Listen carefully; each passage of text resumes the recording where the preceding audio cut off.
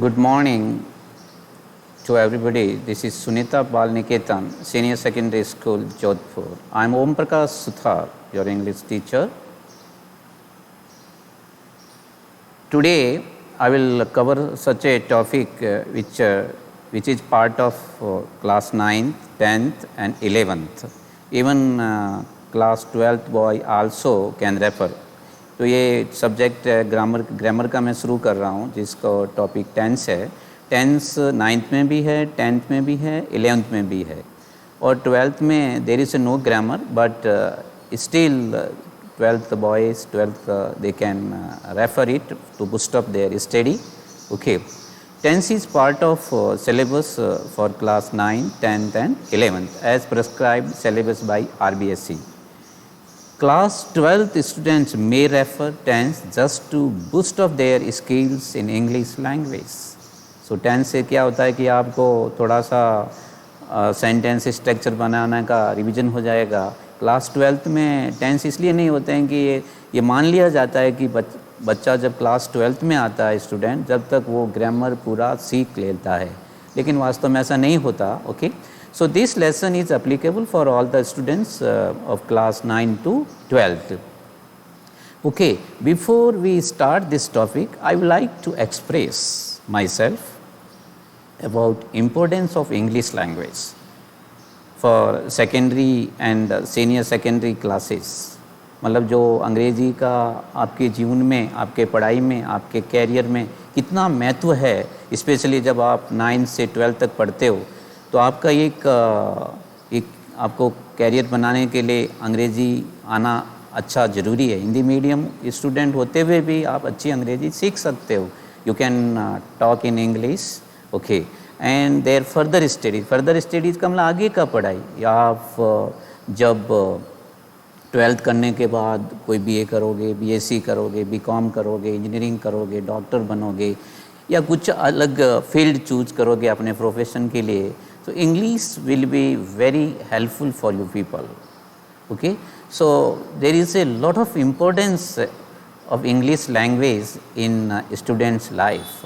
Okay, including competitive examination in your career. जितने भी competitive examination होते हैं, चाहे हमारे राजस्थान में राजस्थान लोक सेवा आयोग करता है परीक्षा, या UPSC सेंटर में करता है, या दूसरे जो जहाँ भी बैंकों की कंपटीशन होते हैं, एवरीवेयर इंग्लिश इज़ देयर. और ग्रामर इज़ द बेस. आप ग्रामर किसी भी लैंग्वेज को सीखने, grammar is the heart of language. Okay, so one by one I will discuss before starting tense. थोड़ा आपको पता होना चाहिए कि अंग्रेजी अच्छा है तो आपका सब कुछ अच्छा है. Everybody knows our mother tongue is Hindi. हमको सबको प्राउड है कि हमारी मातृभाषा हिंदी है, बट अंग्रेज़ी का इम्पोर्टेंस भी उतना है. मतलब कहने का मतलब English is not less than mother tongue in India. Okay, as we all know that most of the Hindi medium students learn English as a second language. हम जो भी Hindi medium students Hindi medium या फिर इंग्लिश मीडियम जो अंग्रेजी पढ़ते हो as a language, जो सेकेंड लैंग्वेज या कंपलसरी सब्जेक्ट के रूप में पढ़ते हैं. It is well known that English is a foreign language. English is a foreign language. ये तो सभी को पता है कि अंग्रेजी एक विदेशी भाषा है. ओके,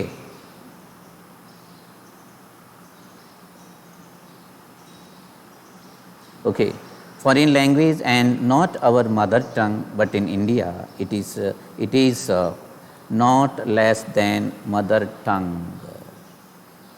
ये मातृभाषा से भी कम नहीं है कि हिंदी मदर टंग है. इसका मतलब it is not spoken all over the world. There are some states in India where people hardly speak Hindi, but if you know English you can survive anywhere in the India और in the world. Okay, we will discuss about it letter.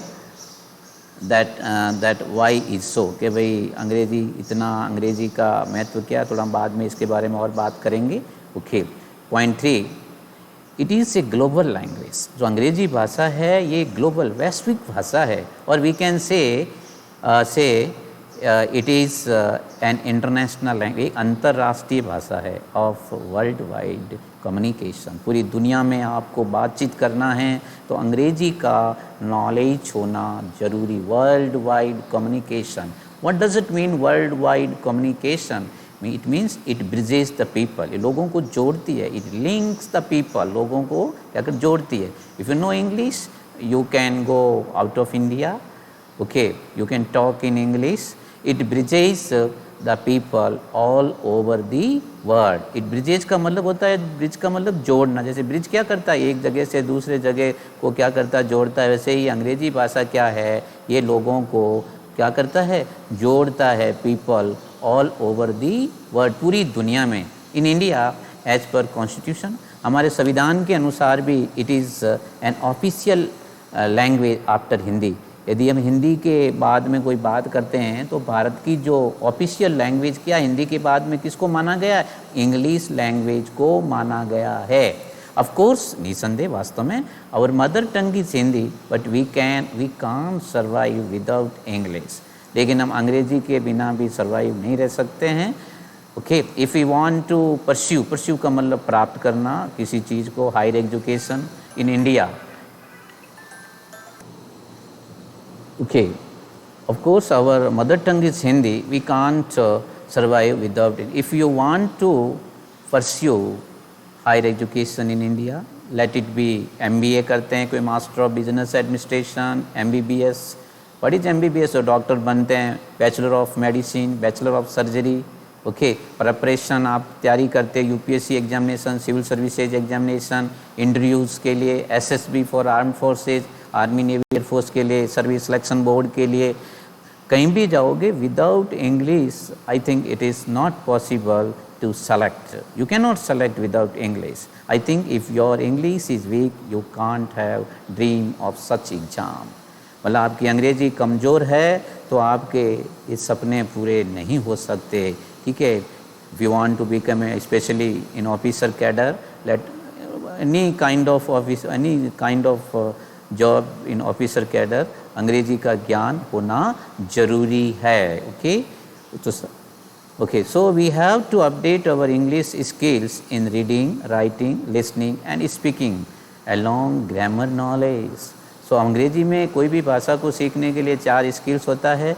ठीक है ना, पहला हमको reading, किसी चीज़ को पढ़ना भी पड़ता है, राइटिंग लिखना, लिसनिंग सुनना, और स्पीकिंग बोलना।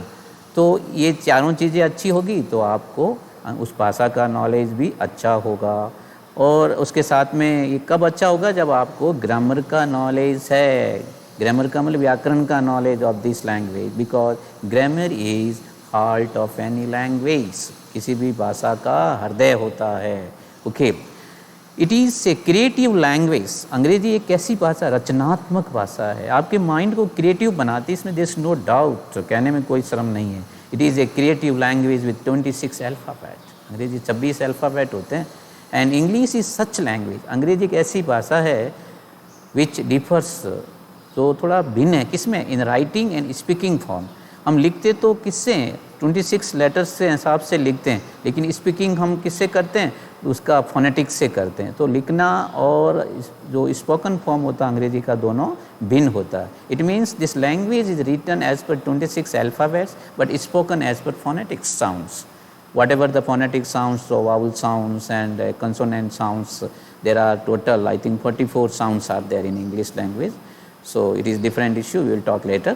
This is the beauty of this language. यही एक इस लैंग्वेज की क्या है, सौंदर्य है, beauty of this language. So what I request you to update your knowledge to learn English language with its rich vocabulary. अंग्रेजी की जो vocabulary कितना बहुत rich है, lakhs and lakhs of words. कि आपको सभी शब्द आना चाहिए ऐसा ज़रूरी नहीं है, but you try to speak. गलती होता no problem, but you try to speak English. whoever go with your friends and if family members are educated, they know English, you try to talk with them so you can fluently talk in English. Okay, fulfill your dream. यदि आपको सपना पूरा करना है तो अंग्रेजी को आपको अच्छा सीखना, या आपका कोई टारगेट सेट किया, you want to join NDA, you want to become IITians, you want to do MBBS, so English must be good. Okay, अंग्रेजी में कहते हैं कि whatever your mind can conceive and believe it can achieve. क्या मतलब हुआ कि यदि कुछ चाहते, वाट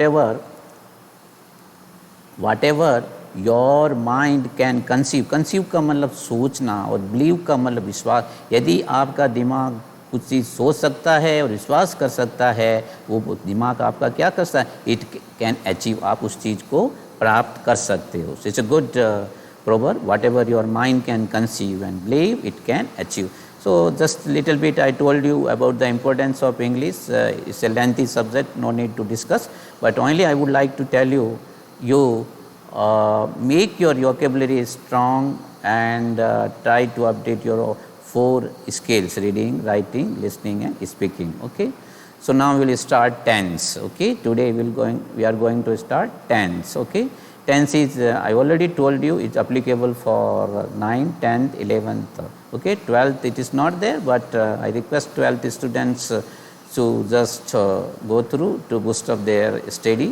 So next week I may start class 12th lessons. Okay, to learn English language it is essential to know about its tenses. कहने का मतलब अंग्रेजी भाषा को यदि आपको सीखना है तो ये ज़रूरी होता है, एसेंशियल का मतलब ज़रूरी होता है। Okay, essential to know about tenses. Normally tense is indicated by verb.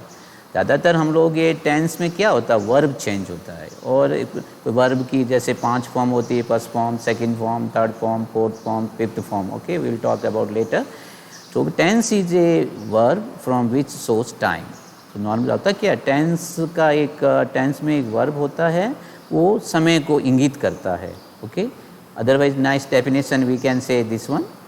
Tense is a form of verb that indicates the time or state of an action or event.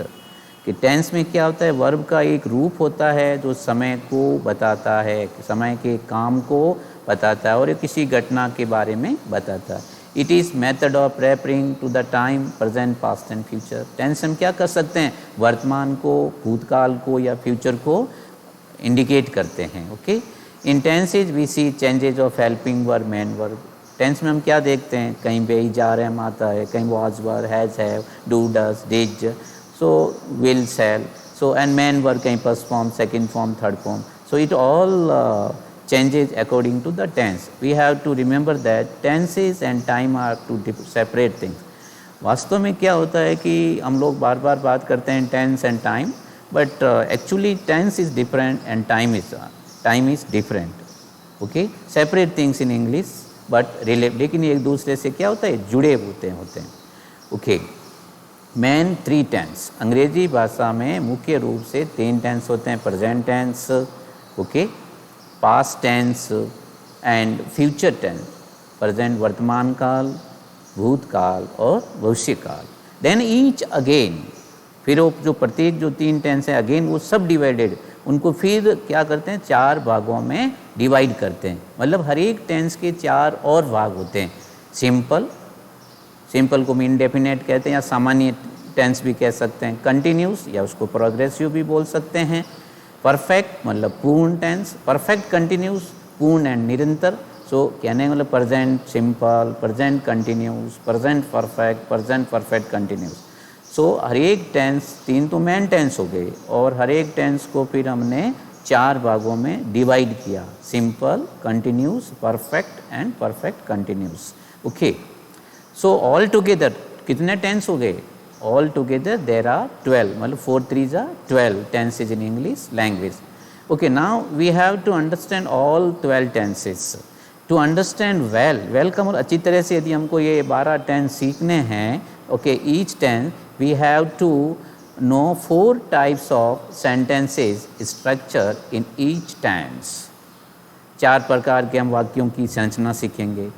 First is affirmative sentence, दूसरा negative, interrogative, negative sentence. मतलब हर एक जो 12 tense है, प्रत्येक tense कोशिश करेंगे कि हम 3-4 एग्जाम्पल के साथ, अफर्मेटिव मतलब साधारण वाक्य या सकारात्मक वाक्य, नेगेटिव सेंटेंस मीन्स नकारात्मक वाक्य, इंट्रोगेटिव का मतलब प्रश्नवाचक वाक्य, इंट्रोगेटिव नेगेटिव का अर्थ होता है प्रश्नवाचक नकारात्मक वाक्य. Okay, so I just revise you, मुख्य रूप से कितने टेंस होते हैं? 3। हर एक टेंस के कितने भाग होते हैं? 4। और हर एक टेंस में हम कितने प्रकार के सेंटेंस सीखेंगे? 4 प्रकार के सेंटेंस सीखेंगे।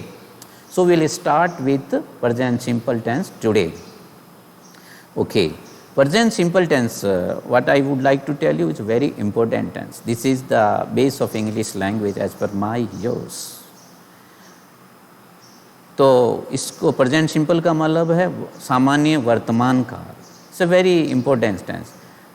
आप इसको हिंदी में कैसे, हिंदी वाक्यों में कैसे पहचानते हैं? How to recognise this tense in Hindi verbs और इन सेंटेंस। जैसे कोई भी वाक्य के अंत में ता है, ती है, ते ऐसे शब्द आते हैं। मैं स्कूल जाता हूँ, वह खाना खाती है, वह रोज़ मंदिर जाता है, लाइक दैट जो सेंटेंस होते हैं।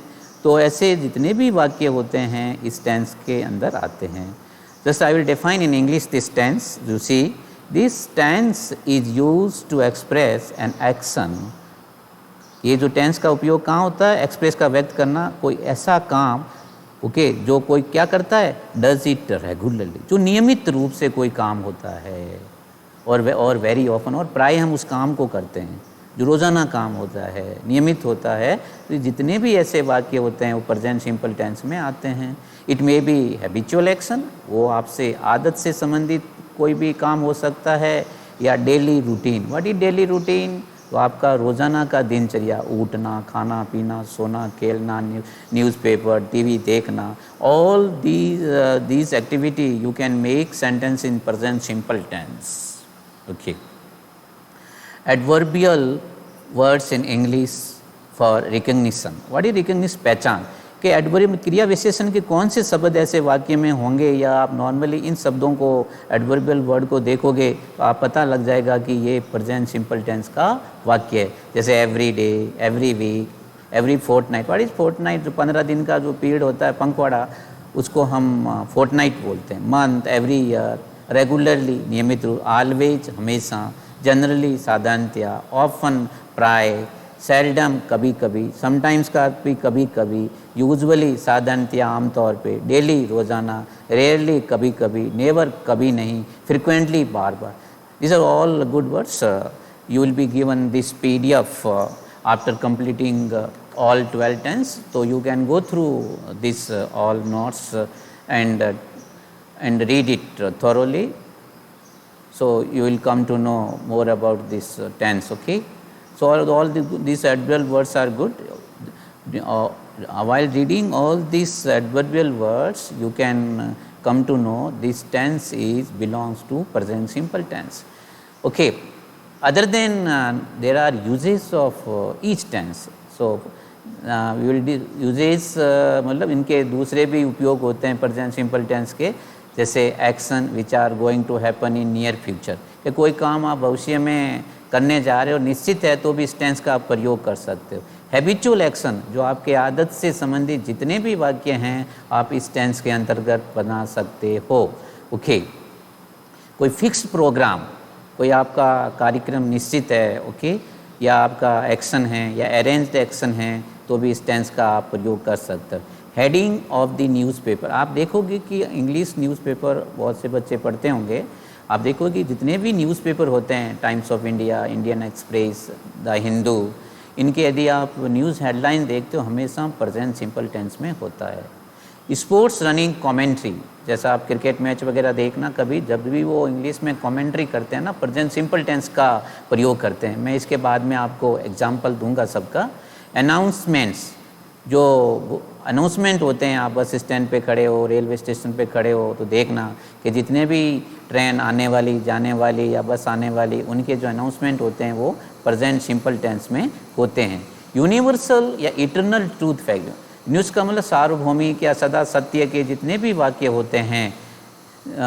For that the sun rises in the east, the water boils at 100 degree temperature, okay, the sun sets in the west, iron sinks in the water. So all these type of universal truth के जितने भी वाक्य हैं आप present simple tense का प्रयोग कर सकते हैं। ओके। प्रोवर्ब, इडियम, सेइंग, कोई भी कहावत हो या मुहावरे या सेइंग्स को कहावतें होती है, वो भी प्रेजेंट सिंपल टेंस में होती है। व्हाट ग्रेट पीपल बुक से, जो महान लोगों ने जितनी भी किताबें लिखी, यदि उस किताब का हम कुछ एग्जाम्पल देना चाहते हैं कोई मुख्य, तो उसमें प्रेजेंट सिंपल टेंस का यूज़ कर सकते हैं। Historical events and legends, historical events जो कोई महान ऐतिहासिक घटनाओं को भी आप प्रेजेंट सिंपल टेंस में लिखते हैं, dramatic events. Okay, now these are the usages and adverbial words और टेंस की डेफिनेशन सीखा। हिंदी वाक्य में आप कैसे पहचान करोगे।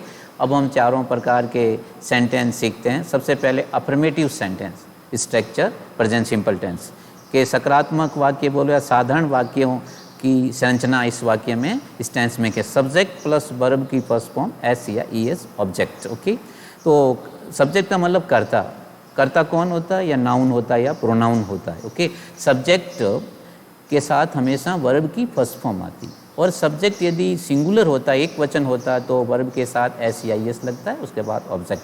It's a very simple structure of present simple tense. If subject is singular we will place S और E S with main verb. मुख्य क्रिया के साथ क्या लग जाएगा, एस या E S. We don't use helping verb in affirmative sentence.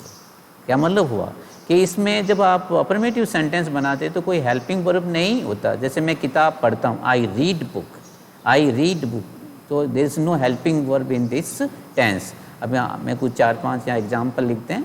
He goes to temple on Sundays, वो रविवार को मंदिर जाता है। देखो ही यहाँ पे सिंगुलर है तो क्या लगा, गो के साथ ई एस लगा।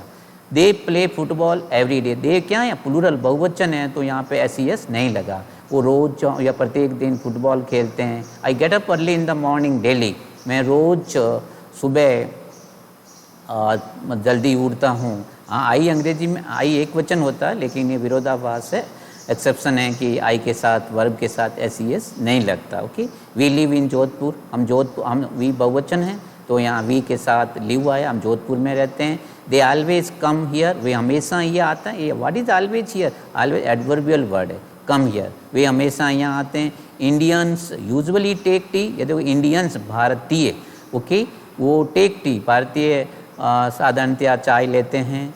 साउथ इंडियन दक्षिणी भारतीय, ओके, समटाइम्स स्पीक हिंदी, वो कभी कभी हिंदी बोलते हैं। ये बहुवचन है तो यहाँ पे स्पीक आया। माई मदर, देखो एक सिंगुलर है तो एस लग गया। To worship in the evening, मेरी माँ शाम को पूजा करने के लिए जाती है। My mother goes to worship, what is worship, पूजा करना in the evening. Iron sinks in water, ये सदा सत्य का है कि लोहा पानी में डूबता है। आयरन क्या है, मेटल है, ओके, इसलिए इसको क्या माना गया, सिंगुलर माना गया है। Iron sinks in water, iron sinks in water, क्या अर्थ होता है इसका, लोहा पानी में डूबता है। इससे universal truth, the sun rises in the east, सूर्य पूरी दिशा में उदय होता है। The earth moves round the sun, ये भी सदा सत्य है भाई, यूनिवर्सल ट्रूथ है।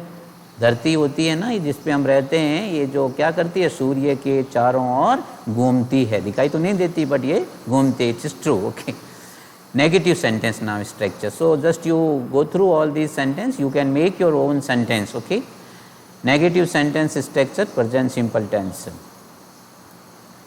सो व्हेन यू मेक नेगेटिव, इसमें क्या होता है, फिर हेल्पिंग वर्ब आता है, डू और डज का प्रयोग होता है। सब्जेक्ट प्लस डज नॉट या डू नॉट, वर्ब की first form plus object. If subject is singular does not का प्रयोग होता है। सब्जेक्ट यदि एक वचन है तो डज नॉट, और डज नॉट का जो छोटा रूप क्या होता है, doesn't. If subject is plural बहुवचन हो तो डू नॉट का प्रयोग, डोंट इसका छोटा रूप होता है। ऑलवेज यूज वर्ब की first form with does and does not और डू नॉट, रिमूव एस और ई एस। जब कभी भी आप वाक्य में डू नॉट और डज नॉट का प्रयोग करते हो तो क्रिया मैन क्रिया मुख्य क्रिया के साथ एस और ई एस नहीं लगेगा। Okay, just go see some examples. Shyam does not respect his parents, Shyam singular है तो डज नॉट आया। श्याम अपने माता पिता को आदर नहीं देता है। They do not play cricket in the ground daily, वो मैदान में रोज़ फुटबॉल नहीं खेलते, प्लूरल है तो क्या आ गया, do not. My sister singular है, does not get up early, मेरी बहन सुबह जल्दी नहीं उठती है। We do not wash clothes on Monday, हम सोमवार को कपड़े नहीं धोते हैं। She does not want to live with her husband, वो अपने पति के साथ नहीं रहना चाहती है। सी सिंगुलर है, does not. Brilliant students, what is brilliant, प्रतिभाशाली विद्यार्थी, do not want to waste their time, क्या अर्थ हुआ? प्रतिभाशाली विद्यार्थी अपना समय खराब नहीं करते हैं। Okay, the sun never rises in the west. अब यहाँ थोड़ा ध्यान से देखिएगा, यहाँ पे मैंने डू नॉट और डस नॉट का प्रयोग है, नेवर का प्रयोग है। नेवर भी क्या नेगेटिव वर्ड है, तो नेगेटिव वर्ड है लेकिन डू नॉट डस नॉट नहीं है। ओके, तो इसमें जब आप नेवर का प्रयोग करते हो तो इसमें वर्ब के साथ एस लगेगा। क्यों? डू नॉट डज नॉट नहीं है तो आप एस लगा सकते हो। The sun never rises in the west, क्या अर्थ हुआ? सूर्य कभी भी पश्चिम दिशा में उदय नहीं होता है। So never is a negative word. Good students, अच्छे विद्यार्थी, never make a noise in the class. अच्छे विद्यार्थी कक्षा में कभी शोर नहीं करते हैं, कभी नहीं, नेवर। अब इसी वाक्य को डू नॉट के साथ भी लिख सकते हैं, तो वहाँ पे भी क्या हो जाएगा? Good students do not make a noise in the class. The brave never weep, the brave never weep. The brave, देखो यहाँ जब देखो ब्रेव एक्चुअली क्या है? एडजेक्टिव है, लेकिन इसके पहले द आर्टिकल लग गया तो बहादुर लोग, the rich, the poor, the brave, never weep. बहादुर लोग कभी रोते नहीं हैं, never weep. He never commits a theft. A theft का मतलब चोरी करना, कि वो कभी भी चोरी नहीं करती है। थेफ्ट चोरी को बोलते हैं, और इसमें जो वर्ब आया एक कॉमिट आया, जैसे सुसाइड कभी कॉमिट आता है, वैसे ही ये थेफ्ट का मतलब चोरी कर देता है, कि वह कभी चोरी नहीं करता है। कि तो इसको दूसरे रूप में क्या लिख सकते हैं? He does not commit a theft. जब आप डज नॉट करोगे तो यहाँ एस नहीं लगेगा। He never commit a theft. Okay, now interrogative sentence. Interrogative sentence structure present simple tense, do does पहले आ जाएगा, helping verb plus subject plus verb की first form plus object plus question mark, last में क्या लगेगा? Question mark. और WH word से बनाओगे तो WH वर्ड पहले आएगा, हेल्पिंग वर्ब डू डज, उसके बाद सब्जेक्ट फिर वर्ब की फर्स्ट फॉर्म। और नॉर्मली ऑब्जेक्ट मिसिंग रहता है WH वर्ड में, क्योंकि WH वर्ड में ऑब्जेक्ट के बारे में क्वेश्चन किया जाता है। डज सी स्पीक ए लाई, क्या वह झूठ बोलती है? देखो जब कभी भी हेल्पिंग वर्ब पहले आता है तो उस क्या शब्द का उच्चारण हिंदी में हम पहले करते हैं? Does he speak the truth, क्या वह सत्य बोलता है? Okay, do they go to temple daily, क्या वो रोज़ मंदिर जाते हैं? Do the children shout in the class, क्या बच्चे कक्षा में चिल्लाते हैं? Does she want to ask me any question, does she want to ask me यानी क्या वह मुझसे कोई प्रश्न करना चाहती है? तो हम क्या शब्द उदे कुछ सभी में हेल्पिंग वर्ब डू डज पहले आया, तो क्या शब्द पहले? Does she want to ask me यानी क्या वह मुझसे कोई प्रश्न करना चाहती है।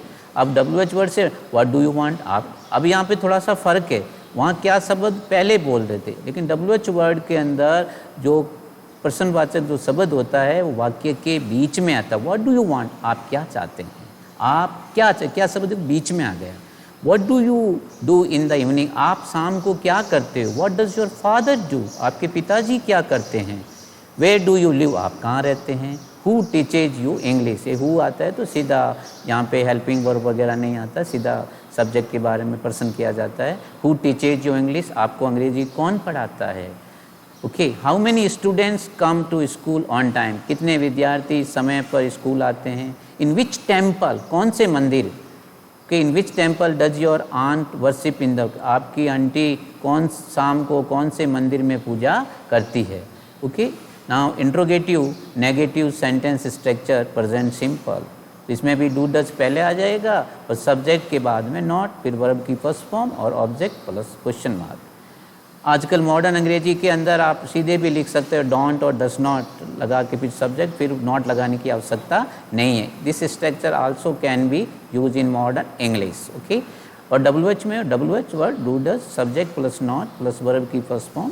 Okay, does my mother not take tea in the morning, क्या मेरी माता जी सुबह चाय नहीं लेती है? अब देखो यहाँ खाली सीधा WH वर्ड नहीं है, हेल्पिंग वर्ब है, तो क्या शब्द हम पहला बोलें, क्या शब्द यहाँ पे क्या आ रहा है? पहले आ रहा है, क्या शब्द का हम उच्चारण पहले कर रहे हैं, क्या? Okay, do the stars not shine at night, क्या रात को तारे नहीं चमकते हैं? Does the postman not deliver the later on time, क्या पोस्टमैन आपको समय पे लेटर नहीं देता है? डोंट यू गो देयर, क्या तुम वहाँ पे नहीं जाते हो? डजन, देखो मैं यहाँ पे मैंने डोंट और डजन पहले लिख दिया, तो नॉट सब्जेक्ट के बाद में नॉट नहीं लिखा। Okay, don't you go there, क्या आप वहाँ नहीं जाते हो? Does she behave properly, doesn't she behave properly with her friend, क्या वह अपने मित्रों के साथ अच्छी तरह से व्यवहार नहीं करती है? Okay, who does not come in time, कौन समय पर नहीं आता है? देखो ता तेती भी आ रहे हैं, आप ध्यान से सभी का हिंदी अनुवाद करते हो तो। Why do the birds not swim in the water, पक्षी पानी में क्यों नहीं तैरते हैं? देखो यहाँ पे प्रश्नवाचक भी है और नकारात्मक भी है। Why do the birds not swim in the water, पक्षी पानी में क्यों नहीं तैरते हैं? Why does he not live here, वह यहाँ क्यों नहीं रहता? यहाँ ही देखो सिंगुलर है तो डज का प्रयोग किया, ओके, एस ई एस नहीं लगाया। Why does the sun not shine in the night, सूर्य रात को क्यों नहीं चमकता है? वाई, क्यों? देखो अब हम हिंदी अनुवाद कैसे कर रहे हैं, ये WH वर्ड में ये वाक्य के बीच में आ रहा है। Why does the sun not shine in the night, सूर्य रात को क्यों, क्यों बीच में आ रहा है, क्यों नहीं चमकता है?